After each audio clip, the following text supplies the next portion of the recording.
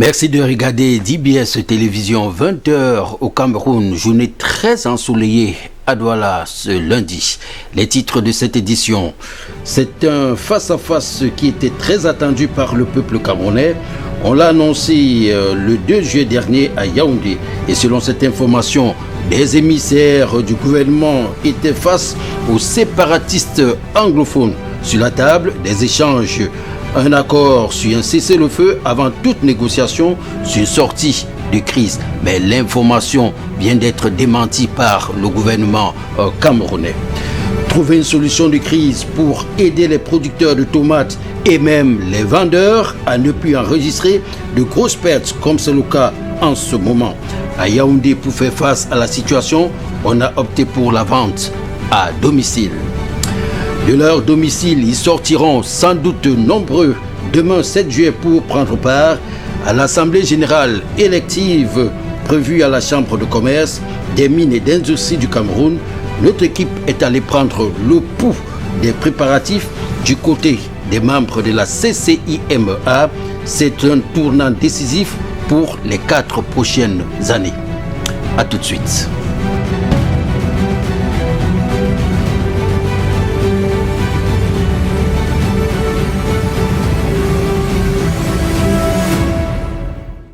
Bonsoir, mesdames, messieurs. Depuis l'annonce publique des négociations entre les émissaires du gouvernement et les séparatistes anglophones, le sujet bat tous les records de conversation. Une manifestation de la volonté des Camerounais de voir cette affaire connaître vraiment son épilogue. L'annonce de l'amorce de ces dialogues est manifestement saluée par l'ensemble des Camerounais. Jackson Jock, Thierry Selané. Les discussions consacrées à l'obtention d'un cessez-le-feu durable ont repris avec quelques leaders séparatistes anglophones détenus à la prison de Yaoundé. Le communiqué du leader de l'Ambazonie, Julius Ayuk Tambwe, qui s'est dit favorable à cette négociation, a plutôt jeté un pavé dans la mare. Une fraction séparatiste qui se revendique seule légale de discuter avec les autorités camerounaises. Pour eux, Julius Ayuk Tambwe et ses autres compagnons sécessionnistes ne sont pas habilités à négocier, moins encore un cessez-le-feu avec le gouvernement au nom de l'Ambazonie. Pour certains Camerounais rencontrés, le desiderata est de même. Tout bon citoyen camerounais ne peut que souhaiter ça. Ouais. Et que les égos, qu'on laisse un peu les égos de côté et qu'on voit un peu comme trouver le juste milieu, quoi. Ouais. Parce que l'air ne peut au moins de condamner qui a fait quoi. Maintenant, on est là maintenant pour reconstruire, quoi. D'autres, par contre, sont dubitatifs et pensent même que c'est la poudre aux yeux pour la distraction des Camerounais. Est-ce que vous êtes sûr qu'il a demandé une négociation?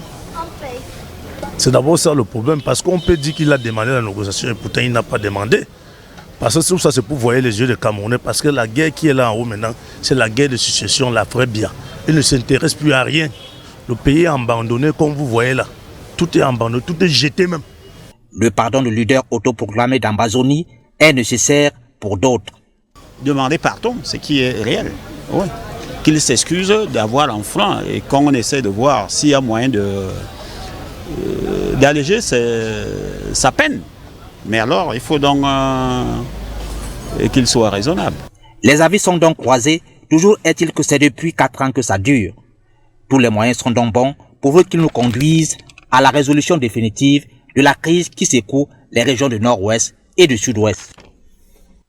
Oui, à propos de cette négociation amorcée et annoncée sur les réseaux sociaux, l'État du Cameroun apporte un cinglant démenti sur cette information relative donc à cette rencontre. Dans un communiqué rendu public ce lundi même du côté de Yaoundé, le gouvernement informe l'opinion que l'information diffusée dans les réseaux sociaux sur la tenue le 2 juillet dernier, 2 juillet 2020, des négociations entre une délégation du gouvernement et des sécessionnistes en instance de jugement n'est pas en conformité avec la réalité.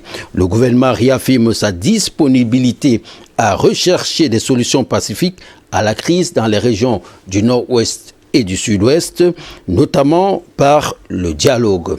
Le gouvernement est par conséquent ouvert aux différents contacts, initiatives et propositions allant dans le respect de l'unité nationale et de l'intégrité territoriale du Cameroun. Le gouvernement dit qu'il lance de nouveau un appel aux groupes armés pour qu'ils cessent les atrocités contre les populations civiles ainsi que la destruction des infrastructures de développement et répondent favorablement à l'offre de paix du chef de l'État Paul Biya. Les forces de défense et de sécurité dans le respect des lois et règlements de la République du Cameroun continueront, selon ce communiqué, quant à elles, à accomplir avec professionnalisme leur devoir de protection des citoyens et de leurs biens. Le communiqué signé de René Emmanuel Sadi, le ministre de la Communication. Nous en parlons depuis quelque temps. Les prix de la tomate ont baissé à des niveaux records. Il faut tout de même le reconnaître. Principale cause, les restrictions aux frontières, à cause du coronavirus. Désormais, et c'est le cas du côté de Yaoundé, le fruit est proposé dans des domiciles. Le reportage de Judine Dongo et Loïc Ngabnan.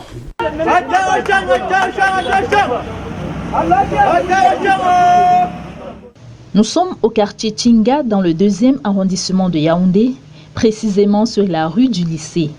On assiste à une scène pas ordinaire. Une camionnette de cajots de tomates est en train de proposer, au prix défiant la concurrence de 1500 francs CFA le cajot. L'offre fait visiblement son effet car de nombreux clients accourent, femmes comme hommes, pour profiter de l'opportunité. Selon des experts, cette baisse du prix de la tomate est liée à plusieurs facteurs. Premièrement, d'une manière générale, la fin du 2e trimestre au Cameroun correspond à la saison de la tomate et de beaucoup d'autres fruits. Mais la plus grande raison est simple. Il s'agit des difficultés à traverser la frontière parce que fermée à cause de la Covid-19. Cette situation, entre autres, oblige donc les vendeurs à se déplacer vers les ménages. Comme il n'y a pas beaucoup la clientèle là, et les frontières aussi sont fermées, on est obligé de consommer maintenant au Cameroun. D'habitude, quand les frontières sont ouvertes, ça traverse. On va au Nigeria, on va au Gabon, partout, et beaucoup de places aussi. Au marché, ça ne passe pas. On est obligé d'aller maintenant au quartier pour satisfaire la population aussi. Avec la pandémie, les prix de référence ont volé en éclats, cependant au désarroi des acteurs. Avant, on était dans les 6 000, 7 000, 8 000. Bon, ça dépend de la production aussi. Ça va de cela plus d'un mois. Déjà comme ça a lâché là. Depuis la fermeture des frontières à cause du coronavirus. 3 500 au début, au fur et à mesure, 3 000. Du jour au lendemain, 2 500, 2 000. Ça ne fait que reculer. C'est ce qu'on a dû constater. Parce qu'aujourd'hui, on est même à 1 500 là. C'est difficile pour que ça sorte. Pour finir, il y a même des jardiniers qui abandonnent le champ pour partir. Vu que bien que le panier vidéo coûte 400. Le récolteur 100 francs, le calibre 100 francs, le transport 600. On est déjà plus de 1000 francs. Et quand on va en piste comme ça, c'est un jour dans les pertes. D'après ces revendeurs, en revanche, livrer le produit à domicile est moins désagréable que dans les marchés. Dans les quartiers, c'est moins pénible plus qu'au marché. Puisque apparemment au marché, les femmes ne viennent même plus au marché. Les gens ont déjà l'habitude d'attendre devant les portes et recevoir la tomate. Pour l'instant, les consommateurs profitent de la situation, mais la question de la durabilité de cette manne de tomates doit être soulevée.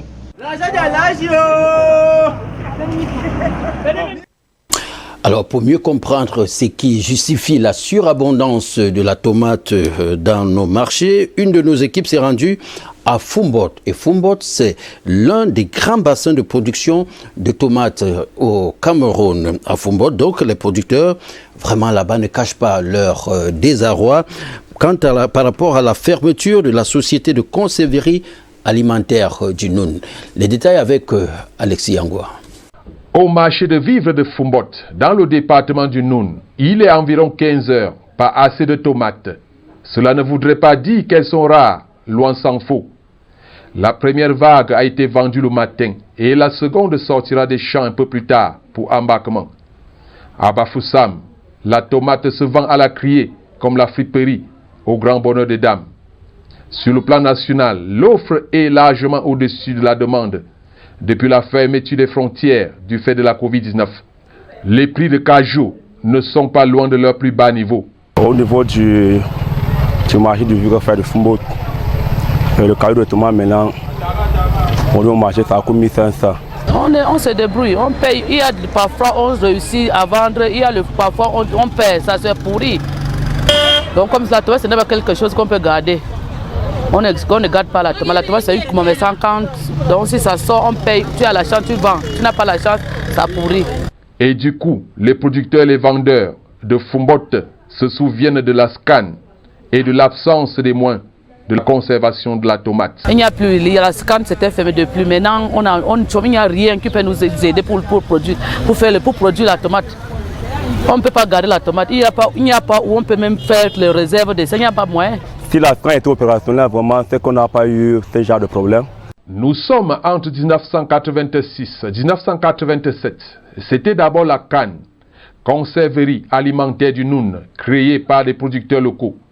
Elle devient SCAN, Société de conserverie alimentaire du Noun, après l'introduction de la Société nationale d'investissement dans les actions.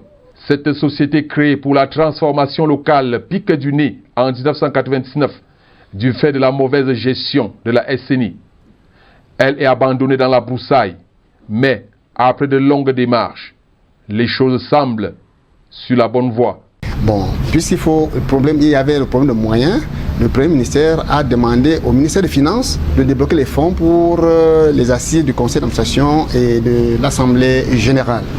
Là maintenant, le ministère de domaine a déjà fait son travail avec l'attribution pour la culture de fruits et légumes de la SCAN, pour une situation pérenne de la SCAN, un lot de près de 20 000 hectares pour la culture. Donc ce dossier est prêt à être débloqué. On attend seulement la réaction du Premier ministère. Selon la coopérative des producteurs vivriers et pérennes du Noun, promotrice de la SCAN, la production de la tomate dans la commune de Fumbot est estimée à 300 tonnes par jour.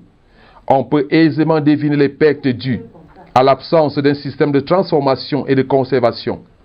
Un gros déficit sur l'économie, alors que la consommation locale se veut urgente. La Chambre de commerce, d'industrie, des mines et de l'artisanat du Cameroun pourrait bien faire sa mue au terme des élections prévues demain 7 juillet 2020. À la veille de cette importante rencontre sur le terrain, les préparatifs vont bon train, comme l'ont constaté d'ailleurs aujourd'hui Colin Bekatal et Thierry Selané. Le 7 juillet 2020 se tiennent au Cameroun des élections des nouveaux membres de la Chambre de commerce. Dans l'antre de son siège à Douala un jour plus tôt, le décor se plante sous la houlette de Halidou Bello, secrétaire général de la CECIMA. Les urnes y reprennent du service. Les instants sont propices à des concertations relatives aux préparatifs bien que fastidieux et pourtant organisés. La commission électorale a commencé à travailler depuis l'élaboration des listes électorales, leur publication, l'arrêt des listes définitives, la liste des candidatures, la validation des dossiers des candidatures et puis même la connaissance de certains contentieux ou bien quoi, tous ces aspects sont vidés. Et au niveau de l'étendue du territoire national, nous avons presque 150 bureaux de vote.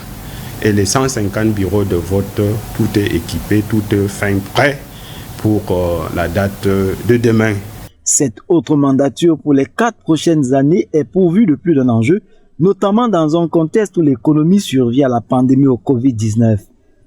Au vu de l'environnement qui prévaut, l'économie qui traverse des situations un peu difficiles, que ce soit les crises sécuritaires ou bien sanitaires que connaît notre pays, est-ce qu'il fallait organiser ces élections?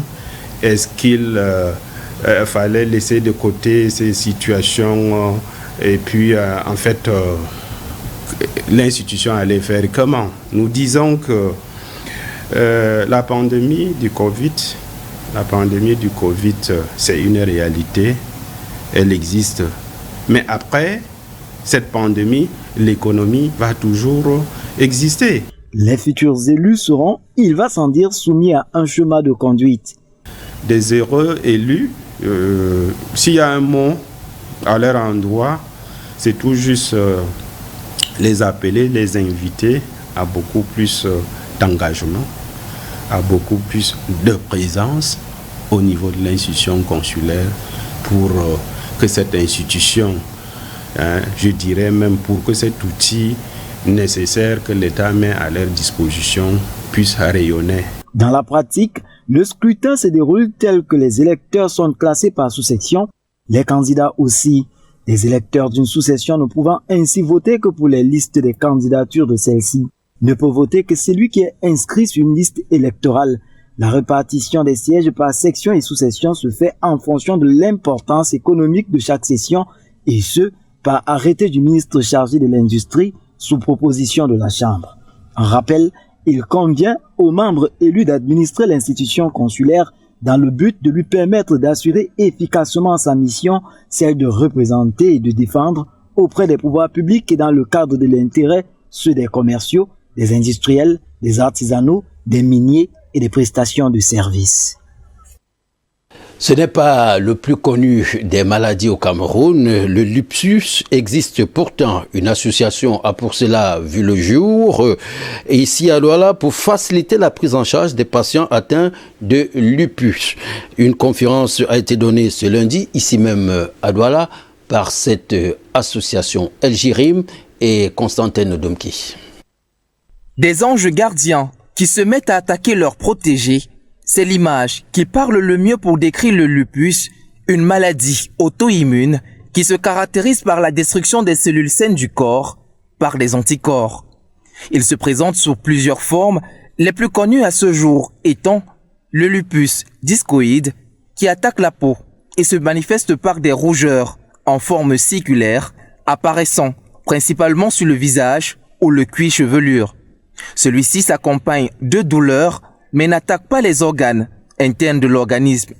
Tout le contraire du lupus érythémateux systémique qui, lui, peut affecter n'importe quel système. Le lupus reste un mystère. L'hérédité et les facteurs environnementaux, notamment l'exposition au soleil, sont les seuls dont la case cause. La maladie est méconnue du grand public et les victimes se meurent souvent dans l'indifférence totale du mal qui les ronge. Situation diagnostiquée par l'association J'ai un lupus, maladie auto-immune du Cameroun. Sur la table de ces préoccupations, la détection et la prise en charge des malades atteints de lupus. La présidente elle-même Lupic en a présenté les contours au cours d'une conférence de presse tenue ce jour au centre d'accueil et d'observation de Bépanda. Derrière elle, c'est tout un comité d'aide et de solidarité lequel, à défaut d'offrir une guérison pour l'heure impossible, adoucira le lit de douleur de ces innocents accablés par le sort. Le docteur Gams va prendre la parole. Parlons également de cet arrondissement très peu connu du côté du Nord Cameroun, l'arrondissement de Ngon. Et la commune de cet arrondissement a tenu récemment son conseil municipal en fin de semaine dernière, pour être précis. L'examen du compte administratif et l'examen du compte de gestion du receveur municipal était le principal menu au centre de ce conseil municipal. Halid Mama, Sefaou Bénédicte.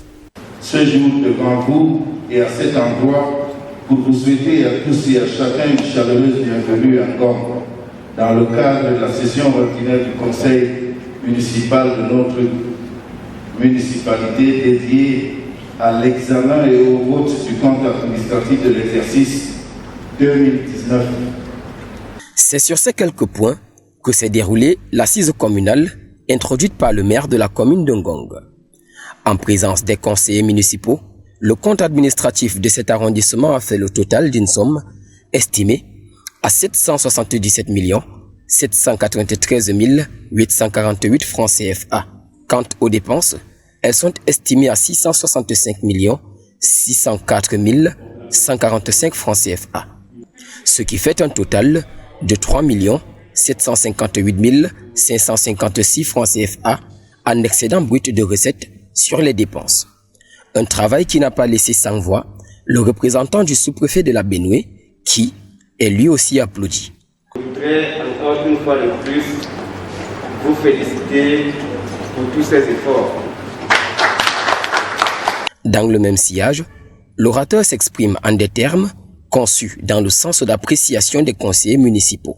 Les conseillers sont d'autant plus très attentifs aux documents, aux délibérations qui ont été proposés pour étude Ils ont relevé un certain nombre d'observations et nous avons recommandé à ce que ces recommandations-là soient prises en compte avant que ces documents, ces délibérations ne soient transmises à la préfecture de Garoua. Après le représentant du chef de terre, c'est au tour du maire de l'arrondissement de Ngong de dire son mot de fin. Celui-ci a insisté sur les stratégies futures pour lutter contre l'incivisme observé chez certains concitoyens de sa municipalité. De toute façon, nous avons décidé de prendre le taureau par les cornes, c'est-à-dire utiliser tous les moyens légaux pour que la commune de Ngong rentre dans ses droits. Nous allons commencer par la sensibilisation, par secteur d'activité, avec l'accompagnement de la tutelle, les autorités administratives, les FMO et bref, il y a tout un arsenal mis à notre disposition pour que cela cesse. Rappelons que l'arrondissement de Ngong est situé dans le département de la Benue, région du Nord Cameroun. Pour cette footballeur professionnel en cessation d'activité depuis pratiquement 3 mois, c'est une véritable bouffée d'oxygène. Et ça se passe du côté de Kribi, dans la région du Sud. Là-bas, les footballeurs ont reçu dimanche à l'esplanade du siège de la Ligue départementale du football de l'Océan un don constitué de denrées alimentaires. Simplice Bonin. Au siège en achèvement de la Ligue professionnelle de football de l'Océan, ce dimanche, les footballeurs professionnels, à l'occurrence ceux de la Ocean Football Training Association, OFTA, abordent le sourire malgré les temps difficiles. Face à eux, les très attendus dons du goleador camerounais, Samuel Eto'o-Fils, des denrées alimentaires envoyées par leur grand frère en guise de soutien en cette période de cessation d'activité imposée par la Covid-19. Le président Ibrahima porter le message. Il a pensé aussi que comme les joueurs sont dans les confinements depuis certains temps, ils ne sont pas dans l'activité du football, il faut venir au secours. Voilà pourquoi il a initié ces dons. Il a déposé à la Fédération camerounaise de football et la Fédération nous a aussi délégué à la Ligue départementale de remettre ces dons ces jours. Les professionnels du ballon rond ont ainsi un allègement de leur peine grâce à ces gestes symboliques.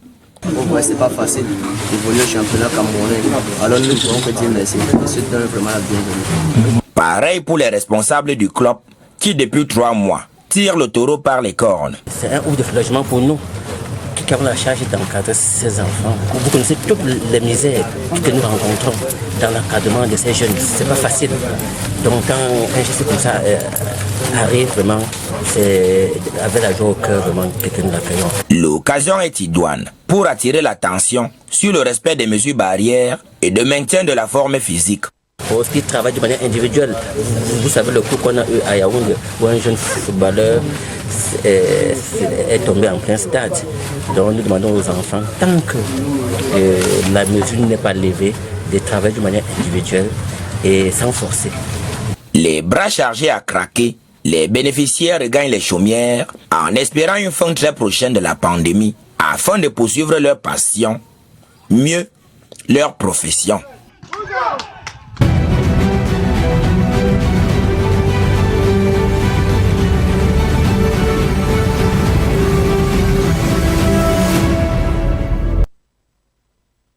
Il m'a manqué tout au long de la semaine dernière. Dans l'objectif, pour marquer son retour, nous vous offrons ce soir un très beau cadeau, un très beau cadeau d'ailleurs, en vous amenant à la découverte du mont Mandara dans la région de l'extrême nord Cameroun, pour avoir une idée de la chefferie d'Undjila. Une chefferie d'Undjila qui suscite la curiosité des journalistes par l'architecture des cases, des femmes, du chef et de leurs dispositions. Le chef, faut-il le rappeler, dispose, tenez-vous tranquille, de 52 femmes et de 100 enfants. Bravo! Le sarré du chef construit au sommet de la colline, si vous désirez le visiter, vous coûtera 6 000 francs CFA pour 1h30 de visite. Non loin de la place du marché se trouvent des tombes et des habitats traditionnels. Vous pouvez aussi visiter le grenier du chef, entre autres. Alors, comme les images vaut 1000 fois que les mots, valent 1000 fois, les images valent 1000 mots, alors place aux images.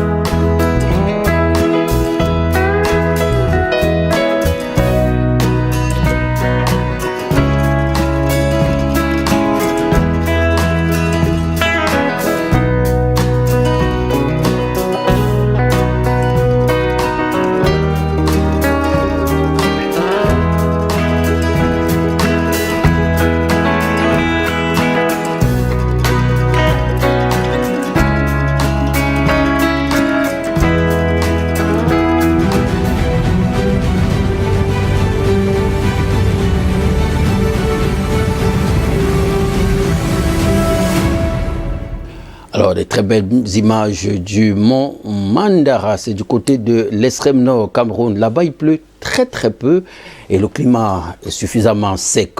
À Douala, il a fait chaud ce jour, ce lundi. Espérons que demain il en sera autant, mais nous sommes au mois de juillet, ne l'oublions pas. Du côté de Yaoundé, on annonce d'ailleurs des pluies avec des orages, température en journée 26 degrés, le soir 20 degrés, en matinée on tournera autour de 18 degrés. Ça c'est du côté de Yaoundé, pluie annoncée donc.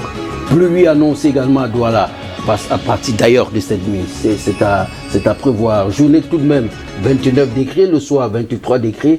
Matin, 23 degrés également, mais pluie annoncée à Douala demain. Bafoussam également, pluie annoncée avec orage. Journée 22 degrés, soir, vous voyez bien, 15 degrés. Il fera vraiment frisquet du côté de Bafoussam. Demain, matinée, on tournera autour de 18 degrés. Du côté de Boya, dans la région du sud-ouest, pluie annoncée également. Dans la journée, 20 degrés. Le soir, 17 degrés. En matinée, 17 degrés aussi. Du côté de Maroua, dans la région de l'extrême nord, le ciel sera couvert, la journée 28 degrés, soit 22 degrés. Il ne fera pas très chaud à Maroua demain. Du côté de Bertois, dans la région de l'Est de Cameroun, pluie également avec les orages, ciel couvert, journée 26 degrés, le soir 20 degrés. Et à matinée, on tournera autour de 18 degrés du côté de Bertois. Bamenda, dans la région du nord-ouest, là-bas également, les pluies sont annoncées avec un ciel couvert. La journée 24 degrés, le soir 16 degrés, il fera frisquet du côté de Bamenda demain. Et Bolova, on annonce un ciel assez éclairci, mais attention, on annonce également des pluies du côté de Bolova dans la région du sud. En tout cas, dans la journée, il vous fera 27 degrés, le soir 20 degrés. Et à matinée, on tournera autour de 19 degrés du côté de Bolova. Ngaoundéré, là-bas également, pluie annoncée avec orage. Journée 25 degrés, il fera vraiment frisquet. Soirée 18 degrés, il fera plus froid. Et dans la matinée, 18 degrés, entre 17 et 18 degrés également, du côté de Ngaoundéré, dans la Damawa. À Garoua. Garoua, il est annoncé des pluies. La journée, 32 degrés, mais il fera quand même chaud du côté de Garoua. Et le soir, 23 degrés. Comme on peut le constater, dans la majeure partie du Cameroun, des pluies sont annoncées pour la journée de demain, 7 juillet 2020. Et c'est avec ces prévisions météo que nous mettons un terme à cette édition. Prochain rendez-vous avec l'information sur DBS Télévision tout au long de la journée. J'aurai le plaisir, quant à moi, de vous retrouver demain lorsqu'il sera très exactement 20h. À demain.